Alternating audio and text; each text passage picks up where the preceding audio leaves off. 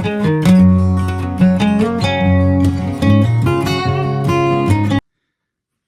mga kaloyal, welcome back po sa ating channel. In this video po, ipapakita ko sa inyo kung paano mag-ayos ng garbage disposal kapag huminto siyang mag-work. It won't spin, but it's humming. Papakita ko sa inyo kung paano i-reset, at pag hindi pa rin nag-work, ipapakita ko kung paano i-manually i-turn sa ilalim at kung ano yung tools na pwedeng gamitin doon. Ito pong mga garbage disposal, pag binili mo yan ng bago, automatic may kasama siyang rents, yung parang pag ganun. Minsan, siyempre, nami-misplace po yun. So, kung wala na yon, pwede ka rin gumamit ng regular na Allen wrench, which is a quarter size or 1/4 po yun. So, sa video na gagawin natin na maiksi, makikita po ninyo kung paano ko inayos. Hopefully, may matutunan kayo. At it's a simple fix na hindi nyo na kailangan tumawag ng plumber. Kasi po dito, karamihan dito sa mga sink dito sa Amerika, mayroon silang mga garbage disposal. At maayos din na lagyan ng strain sa taas para hindi papasukan o mahulog ng mga matitigas o malaking bagay. Like in this one, parang it's like a piece of nail nag-stuck dun sa umiikot ng yung parang mga blade ng garbage disposal, so hindi makapag-move. So kailangan mong i-free.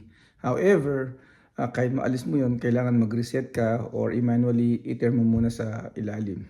Ganun po yung mga simple fix dito sa mga ganitong gamit dito sa sink, dito sa atin, dito sa Amerika pala. Ewan ko lang kung sa atin sa Pilipinas kung mayroon din ganyan. However, kung mayroon, ganun lang po kasimple i-fix itong simple problem. O sige, panoorin po na natin para makita ninyo kung paano natin aayusin itong garbage disposal na won't work. Let's go! If your garbage disposal is not working, fix it with this tool. The first thing you want to check is not unplugged, and make sure this red reset button, it did not trip or it's not pop out. And let's try it. You still hear some humming. Still not working. Okay, this time we're gonna use this tool, this wrench or Allen wrench, and let's give it a twist or turn. There you go. Looks like we unjam it. Just like that. Okay, that's free. All right, guys, let's try.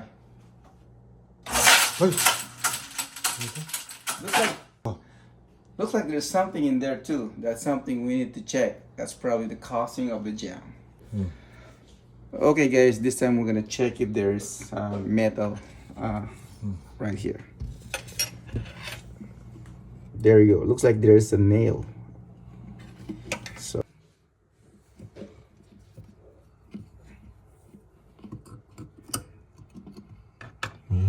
here we go, guys.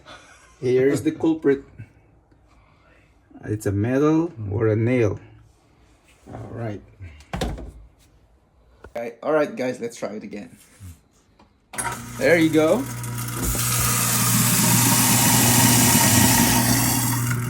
Good to go. All right, guys, that's how you fix your garbage disposal. Allen wrench. Most of the garbage disposal, they come with this wrench. If you don't have this one, you can always the regular Allen wrench.